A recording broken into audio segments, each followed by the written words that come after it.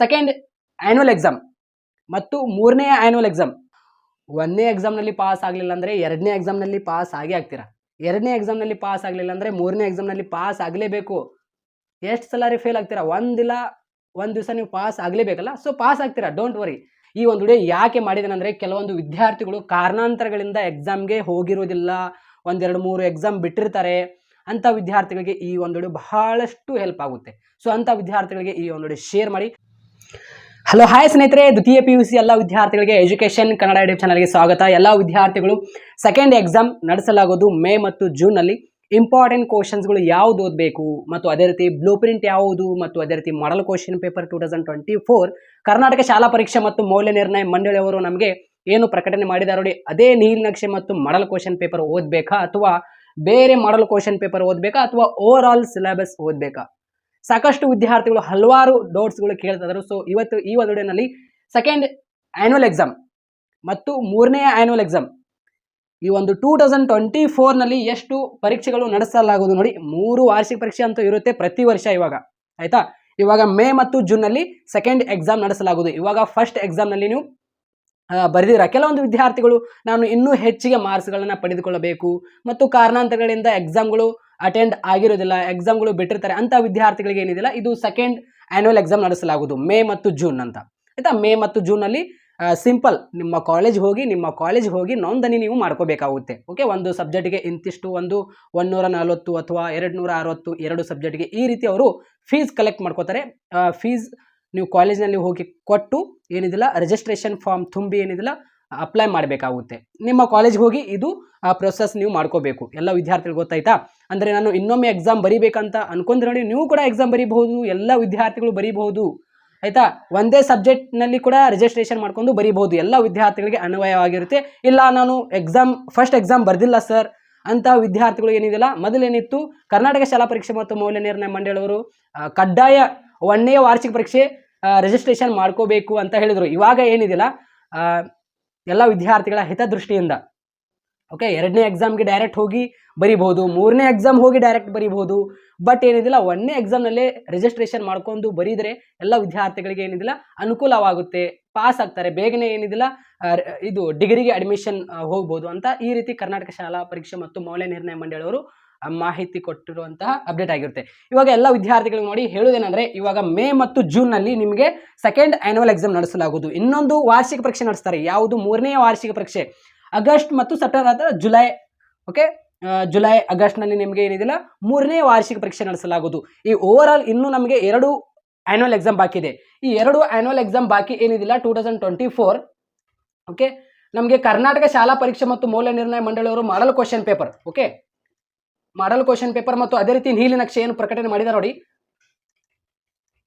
2024ದು KSEAB.karnataka.gov.in ಈ ಒಂದು ವೆಬ್ಸೈಟ್ನಲ್ಲಿ ಹೋಗಿ ನೀವು ಏನಿದಿಲ್ಲ ಡೌನ್ಲೋಡ್ ಕೂಡ ಮಾಡ್ಕೋಬಹುದು. ಇಲ್ಲಾಂದರೆ ಟೆಲಿಗ್ರಾಮ್ ಇದೆ, ನಮ್ಮದು ಎಜುಕೇಷನ್ ಕನ್ನಡ ಅಂತ ಟೆಲಿಗ್ರಾಮ್ ಗ್ರೂಪ್ ಇದೆ. ಆ ಟೆಲಿಗ್ರಾಮ್ ಗ್ರೂಪ್ನಲ್ಲಿ ಹೋಗಿ ನೋಡಿದರೆ ನಿಮಗೆ ಎಲ್ಲ ಆ ಒಂದು ನೋಟ್ಸ್ಗಳು ಸಿಗುತ್ತೆ. ಎಲ್ಲ ಸಬ್ಜೆಕ್ಟ್ಗಳಿಗೆ ಸಂಬಂಧಪಟ್ಟಂತೆ ನೋಟ್ಸ್ PCMB ಆಗಿರ್ಬೋದು ಮತ್ತು ಅದೇ ರೀತಿ ಆರ್ಟ್ಸ್ ವಿದ್ಯಾರ್ಥಿಗಳಾಗಿರ್ಬೋದು, ಕಾಮರ್ಸ್ ವಿದ್ಯಾರ್ಥಿಗಳಾಗಿರ್ಬೋದು, ಈ ಮಾಡಲ್ ಕ್ವಶನ್ ಪೇಪರ್ ಕೂಡ ಸಿಗುತ್ತೆ ಮತ್ತು ಅದೇ ರೀತಿ ಬ್ಲೂ ಪ್ರಿಂಟ್ ಕೂಡ ಸಿಗುತ್ತೆ. ಇವಾಗ ನಾನು ಕೆಳಗಡೆ ಕಮೆಂಟ್ ಬಾಕ್ಸ್ನಲ್ಲಿ ಲಿಂಕ್ ಕೂಡ ಕೊಟ್ಟಿರ್ತೀನಿ. ಆ ಒಂದು ಲಿಂಕ್ ಮೇಲೆ ನೀವು ಕ್ಲಿಕ್ ಮಾಡಿದರೆ ಡೈರೆಕ್ಟ್ ಆಗಿ ಆಫಿಷಿಯಲ್ ಪೇಜ್ನಲ್ಲಿ ಹೋಗ್ತೀರಾ. ಅಲ್ಲಿ ಹೋಗಿ ಏನಿದಿಲ್ಲ ಪ್ರತಿ ಈಚ್ ಸಬ್ಜೆಕ್ಟ್ದು ಏನು ಸೆಕೆಂಡ್ PUC ವಿದ್ಯಾರ್ಥಿಗಳ ಏನಿದಿಲ್ಲ ಸಬ್ಜೆಕ್ಟ್ ವೈಸ್ ಬ್ಲೂ ಪ್ರಿಂಟ್ ಇರುತ್ತೆ ಮತ್ತು ಮಾಡಲ್ ಕ್ವಶನ್ ಪೇಪರ್ ಇರುತ್ತೆ. ಎಲ್ಲ ವಿದ್ಯಾರ್ಥಿಗಳು ಸಿಂಪಲ್ ನಿಮಗೆ ಯಾವ ಒಂದು ಸಬ್ಜೆಕ್ಟ್ಗೆ ಸಂಬಂಧಪಟ್ಟಂತೆ ಮಾಡಲ್ ಕ್ವಶನ್ ಪೇಪರ್ ಮತ್ತು ನೀಲಿನಕ್ಷೆ ಬೇಕಲ್ಲ ಡೌನ್ಲೋಡ್ ಮಾಡ್ಕೊಂಡು ಆ ಸಬ್ಜೆಕ್ಟ್ ಮೇಲೆ ಕ್ಲಿಕ್ ಮಾಡಿದರೆ ತಾನಾಗಿ ಡೌನ್ಲೋಡ್ ಆಗುತ್ತೆ. ಇದೊಂದು ಕ್ಲಿಯರ್ ಆಯ್ತಾ? ಕೆಳಗಡೆ ಕಮೆಂಟ್ ಬಾಕ್ಸ್ ಲಿಂಕ್ ಕೊಟ್ಟಿದ್ದೇನೆ, ನೀವು ಸುಮ್ಮನೆ ಟೆಲಿಗ್ರಾಮ್ನಲ್ಲಿ ಹೋಗಿ ನಿಮಗೆ ಗೊತ್ತಾಗಲಿಲ್ಲ ಅಂದರೆ ಟೆಲಿಗ್ರಾಮ್ನಲ್ಲಿ ಹೋಗಿ ನೋಡ್ಕೊಳ್ಳಿ. ಯಾಕೆಂದರೆ ಅಲ್ಲಿ ಟೆಲಿಗ್ರಾಮ್ನಲ್ಲಿ ನಾನು ಏನಿದಿಲ್ಲ ನಿಮಗೆ ನೋಟ್ಸ್ಗಳು ಸೆಂಡ್ ಮಾಡಿದ್ದೇನೆ, ಇಂಪಾರ್ಟೆಂಟ್ ಕ್ಲಾಸಸ್ಗಳ ಲಿಂಕ್ಗಳು ಸೆಂಡ್ ಮಾಡಿದ್ದೇನೆ. ನಿಮಗೆ 2024ನಲ್ಲಿ ಏನು ನಾನು ಕ್ಲಾಸಸ್ಗಳು ಮಾಡಿದ್ದೇನಲ್ಲ ಅದೇ ಕ್ಲಾಸಸ್ಗಳನ್ನ ನೋಡ್ಕೊಂಡ್ರೆ ಸಾಕು, ಎಲ್ಲ ವಿದ್ಯಾರ್ಥಿಗಳು ಪಾಸ್ ಆಗ್ತೀರಾ. ಸೆಕೆಂಡ್ ಆ್ಯನ್ಯುವಲ್ ಎಕ್ಸಾಮ್ನಲ್ಲಿ ಮೇ ಮತ್ತು ಜೂನ್ನಲ್ಲಿ ನಡೆಸಲಾಗುವುದು, ಆಯ್ತಾ? ಅರ್ಥ ಆಯ್ತಾ? ಸೊ ಹಿಂಗೆ ನಾನು ಏನು ಇವಾಗ ಆಲ್ರೆಡಿ ಇಂಪಾರ್ಟೆಂಟ್ ಕ್ಲಾಸಸ್ಗಳು ಮಾಡಿದ್ದೀನಿ, ಇಂಪಾರ್ಟೆಂಟ್ ಕ್ವಶನ್ಸ್ಗಳು ಕೊಟ್ಟಿದ್ದೀನಿ ಮತ್ತು ಇಂಪಾರ್ಟೆಂಟ್ ಏನು ನಾನು ವಿಡಿಯೋಗಳು ಮಾಡಿದ್ದೀನಲ್ಲ ಅವೇ ವಿಡಿಯೋ ನೋಡ್ಕೊಂಡ್ರೆ ಸಾಕು, ಆಯ್ತಾ? ಡೆಫಿನೆಟ್ಲಿ ಎಲ್ಲ ವಿದ್ಯಾರ್ಥಿಗಳು ಪಾಸ್ ಆಗ್ತೀರಾ.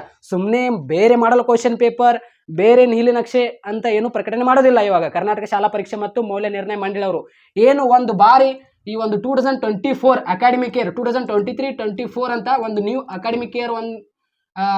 ಅಕಾಡೆಮಿಕ್ ಇಯರ್ ಗೆ ಸಂಬಂಧಪಟ್ಟಂತೆ ಅವರು ಪ್ರತಿ ವರ್ಷ ಮಾಡಲ್ ಕ್ವಶನ್ ಪೇಪರ್ ಮತ್ತು ನೀಲನಕ್ಷೆ ಪ್ರಕಟಣೆ ಮಾಡ್ತಾರೆ ನೋಡಿ, ಅದೇ ಅಂತಿಮವಾಗಿರುತ್ತೆ. ಪದೇ ಪದೇ ಪದೇ ಅವರು ಪ್ರಕಟಣೆ ಮಾಡಿದಲ್ಲ, ಇದೇ ಅಂತಿಮವಾಗಿರುತ್ತೆ. ಎಲ್ಲ ವಿದ್ಯಾರ್ಥಿಗಳು ಏನೂ ಇದಿಲ್ಲ, ನಾನು ಹೇಳಿರುವಂಥ ಎಲ್ಲ ವಿಡಿಯೋಗಳು ನೋಡ್ಕೊಳ್ಳಿ. ಅಂದರೆ ಚಾನಲ್ ಹೋಗಿ ಚೆಕ್ ಮಾಡಿ. ಇವಾಗ ನೋಡಿ ಇಲ್ಲಿ ಕಾಣ್ತಾ ಇದೆಯಲ್ಲ, ಎಜುಕೇಷನ್ ಕನ್ನಡ ಅಂತ ಯೂಟ್ಯೂಬ್ ಚಾನಲ್ ಇದೆ, ಬಂದು ಏನಿದಿಲ್ಲ ಅಂದರೆ ಸಿಂಪಲ್ ಯೂಟ್ಯೂಬ್ನಲ್ಲಿ ಬಂದು ನಮ್ಮ ಚಾನಲ್ ಮೇಲೆ ಕ್ಲಿಕ್ ಮಾಡ್ಕೊಂಡು ನೋಡ್ಕೊಳ್ಳಿ.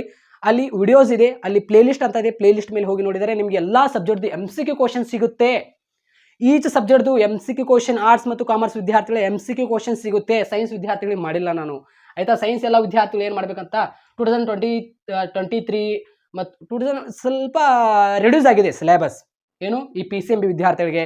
ಮತ್ತು ಕಾಮರ್ಸ್ ವಿದ್ಯಾರ್ಥಿಗಳಿಗೆ ಬಿಸ್ನೆಸ್ ಸ್ಟಡೀಸ್ನಲ್ಲಿ 10ನೇ ಅಧ್ಯಾಯ ಫೈನಾನ್ಷಿಯಲ್ ಮಾರ್ಕೆಟ್ ಅಥವಾ ಹಣಕಾಸಿನ ಮಾರುಕಟ್ಟೆ ಡಿಲೀಟ್ ಮಾಡಲಾಗಿದೆ. ಮತ್ತು ಅದೇ ರೀತಿ ನಿಯಂತ್ರಿಸಿಕೆಯ ತಂತ್ರಗಳು ಅಂತ ಅಂದರೆ controls of techniques of controlling, ಆ ಒಂದು ಹಿಂಗೆ ಉತ್ತಮ ನಾಯಕನ ಗುಣಲಕ್ಷಣಗಳು, ಹಿಂಗೆ ಕೆಲವೊಂದು ಏನಿದಿಲ್ಲ ಪ್ರಶ್ನೆಗಳು ಡಿಲೀಟ್ ಮಾಡಲಾಗಿದೆ ಬಿಸ್ನೆಸ್ ಸ್ಟಡೀಸ್ನಲ್ಲಿ. ಅದೇ ರೀತಿ ಎಕನಾಮಿಕ್ಸ್ನಲ್ಲಿ ನಿಮಗೆ ಏನಿದಿಲ್ಲ 6ನೇ ಅಧ್ಯಾಯ ಪಾರ್ಟ್ 1ನಲ್ಲಿನ 6ನೇ ಅಧ್ಯಾಯ, ಆ ಒಂದು ಅಧ್ಯಾಯ ಸಂಪೂರ್ಣವಾಗಿ ನಿಮಗೆ ಡಿಲೀಟ್ ಮಾಡಲಾಗಿದೆ. ಮತ್ತು ಅದೇ ರೀತಿ ಬಿಸ್ನೆಸ್ ಸ್ಟಡೀಸ್ನಲ್ಲಿ ಏನಿದಿಲ್ಲ POK ಕ್ವಶನ್ ಕಾರ್ಯಭಾರ ನಿಯೋಜಿತ ಪ್ರಶ್ನೆ ಇರೋದಿಲ್ಲ.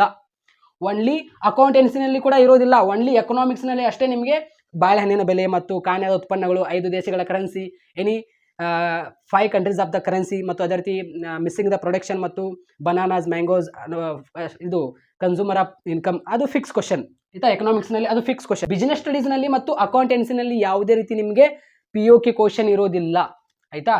ಕೆಲವೊಂದು ವಿದ್ಯಾರ್ಥಿಗಳು ಗೊತ್ತಿರೋದಿಲ್ಲ, ಅಂಥ ವಿದ್ಯಾರ್ಥಿಗಳು ಹೇಳ್ತಿದ್ರೆ ಯಾರೆಲ್ಲ ರಿಜಿಸ್ಟ್ರೇಷನ್ ಮಾಡ್ಕೋಬೇಕಂತ ಅನ್ಕೊಂಡ್ರೆ ನೋಡಿ, ಸೆಕೆಂಡ್ ಎಕ್ಸಾಮ್ಗೆ ಹೋಗಿ ಎಕ್ಸಾಮ್ ಬರೀರಿ ಆಯಿತಾ. ಅವೇ ಕ್ಲಾಸಸ್ಗಳು ನೋಡ್ಕೊಳ್ಳಿ, ನಾನು ಏನೇನು ಅಪ್ಲೋಡ್ ಮಾಡಿದ್ದೀನಲ್ಲ ಅವೇ ಕ್ಲಾಸಸ್ಗಳು ನೋಡ್ಕೊಳ್ಳಿ, ಅವೇ ಕ್ವಶನ್ಸ್ಗಳು ಬರುತ್ತೆ. ಅದೇ ಬ್ಲೂಪ್ರಿಂಟ್ ಪ್ರಕಾರನೇ ಭಾಳ ಈಸಿಯಾಗಿ ಕ್ವಶನ್ ಪೇಪರ್ ಬರುತ್ತೆ ಆಯಿತಾ. ನನ್ನ ಪ್ರಕಾರ ಇವಾಗ ಎಲ್ಲ ವಿದ್ಯಾರ್ಥಿಗಳು 2024ನಲ್ಲಿ ಏನು ಮಾರ್ಚ್ 1ರಿಂದ ಮಾರ್ಚ್ 22 ಏನು ಎಕ್ಸಾಮ್ ಬರೀತಾರೆ ನೋಡಿ, ಅವರೆಲ್ಲರೂ ಪಾಸ್ ಆಗೇ ಆಗ್ತೀರಾ. ಯಾಕಂದರೆ ಅಷ್ಟೊಂದು ಕ್ವಶನ್ ಪೇಪರ್ ಈಸಿ ಬಂದಿತ್ತು, ಎಲ್ಲ ವಿದ್ಯಾರ್ಥಿಗಳು ಚೆನ್ನಾಗಿ ಬರೆದಿದ್ದಾರೆ. ನಾನು ಕೂಡ ನೋಡಿದೆ, ನಿನ್ನೆ ಒಂದು ವಿಡಿಯೋ ಅಪ್ಲೋಡ್ ಮಾಡಿದ್ದೆ, ಚೆನ್ನಾಗಿ ಬರೆದಿದ್ದಾರೆ ನೀವೆಲ್ಲರೂ, ನೋಡಿ ಭಾಳ ಖುಷಿಯಾಗಿತ್ತು ಅಂತ ಹೇಳಿದ್ದೇನೆ ಆಲ್ರೆಡಿ ಆಯಿತಾ. ಸೊ ಎಲ್ಲ ವಿದ್ಯಾರ್ಥಿಗಳಿಗೆ ಈ ಒಂದು ಅಪ್ಡೇಟ್ ಆಗಿರುತ್ತೆ, ಏನು ವರಿ ಮಾಡ್ಕೊಳಕ್ಕೆ ಹೋಗಬೇಡ್ರಿ, ಸಿಂಪಲ್ ಏನಿದೆಲ್ಲ ಅವೇ ಕ್ಲಾಸಸ್ಗಳು ನೋಡ್ಕೊಳ್ಳಿ, ಡೆಫಿನೆಟ್ಲಿ ಎಲ್ಲ ವಿದ್ಯಾರ್ಥಿಗಳು ಪಾಸ್ ಆಗ್ತೀರಾ ಆಯಿತಾ. ಅಕೌಂಟೆನ್ಸಿನಲ್ಲಿನ 1ನೇ ಅಧ್ಯಾಯ ನಾಟ್ ಪ್ರಾಫಿಟ್ ಆರ್ಗನೈಸೇಷನ್, ಆ ಒಂದು ಅಧ್ಯಾಯ ನಿಮಗೆ ಡಿಲೀಟ್ ಮಾಡಲಾಗಿದೆ. ಎಲ್ಲ ವಿದ್ಯಾರ್ಥಿಗಳು ಗೊತ್ತಿದೆಯಲ್ಲ.